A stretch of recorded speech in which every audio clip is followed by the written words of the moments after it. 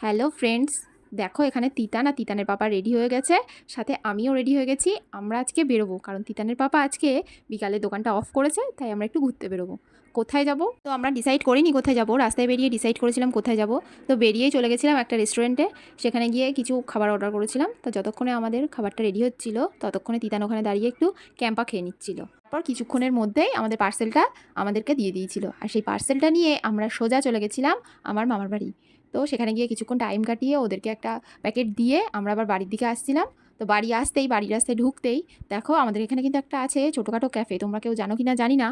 তো the park cafe and restaurant. তো যাই হোক, মাঝে মধ্যে এখানে আসা হয় আমাদেরও। তোরের রাস্তায় ঢুকতেই তিতান হঠাৎ বায়না করে উঠলো যে ও মামামের বাড়ি যাবে।